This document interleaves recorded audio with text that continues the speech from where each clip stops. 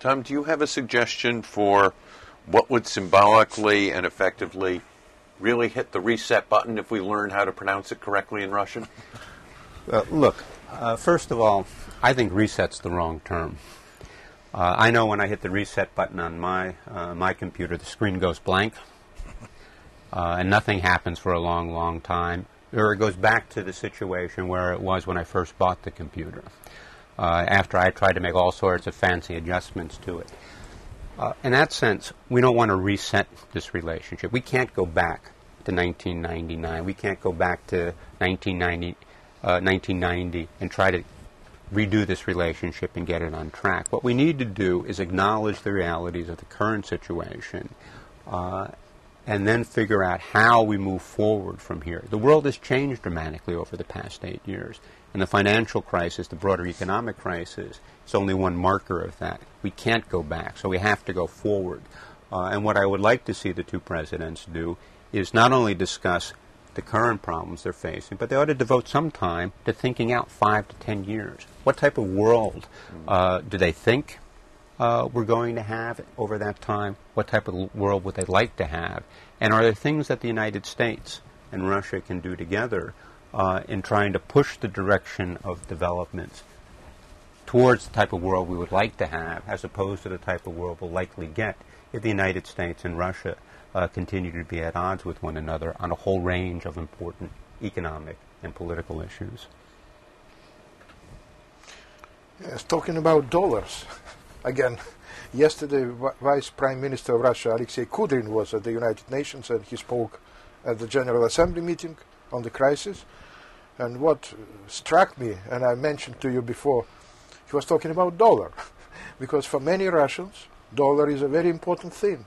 Millions of Russians keep their savings in dollars, some of them in euros, and some of them in rubles, in three baskets, as they say. So, continuing Jonathan's thought about resentment, I recall my meeting last December in my native town of Krasnodar with my school friend, with my old friend. He's a businessman.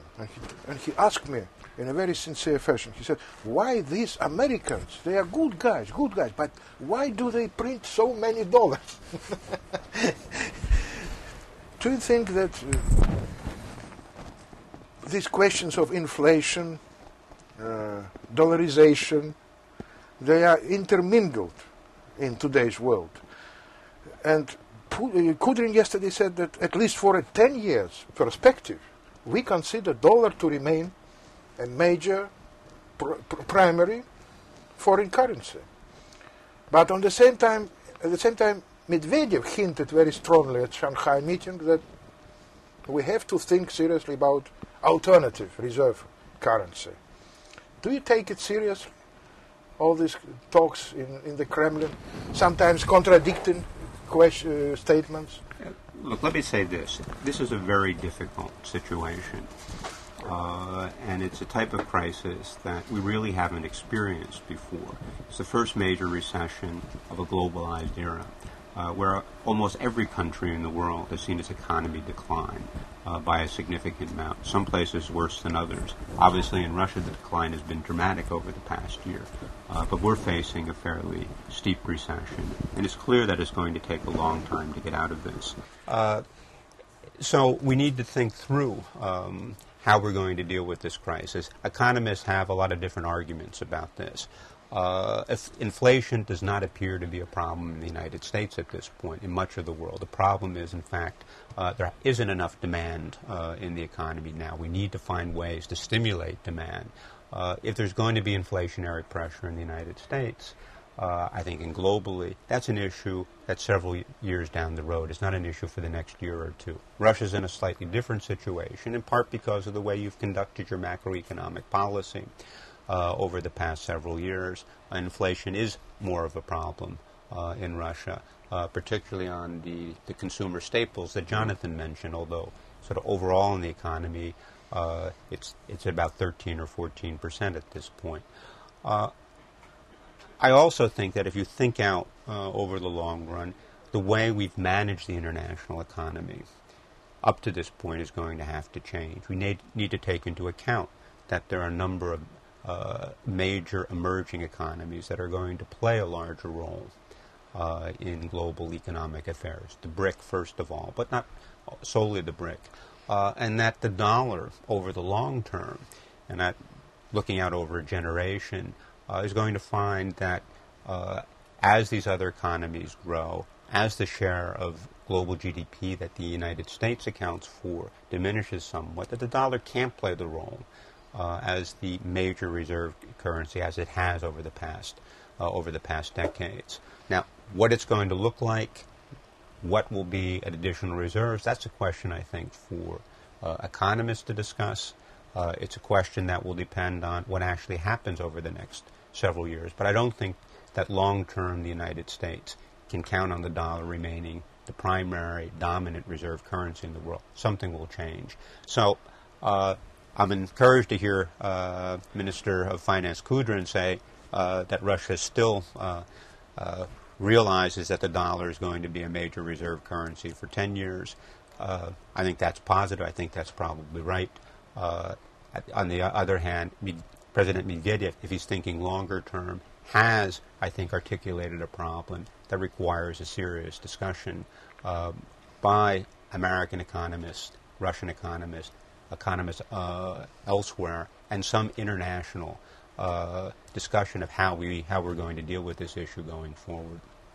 Tom, in winding up, if we were to address the issues that we look at before U.S.-Soviet, U.S.-Russian summits over a long term, we talk about arms control, and there's certainly some big arms control issues that aren't going to get solved, but going to get nudged ahead, maybe nudged ahead in time for resolution within the next 16 or 18 months, certainly probably not by December.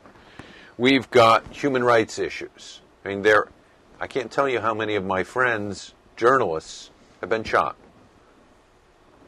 And then we've got almost a rubric that's gone on forever and is now empty.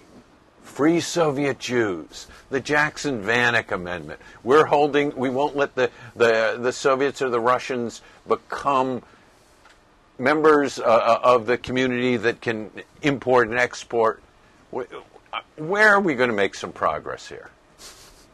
Well, look, I mean, the first thing that we have to recognize is that this isn't the Soviet Union and the United States any longer. It's not the Cold War.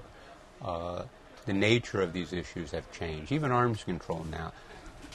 20 years ago, the only interest was really the Soviet Union and the United States, what we were going to do with our arsenals.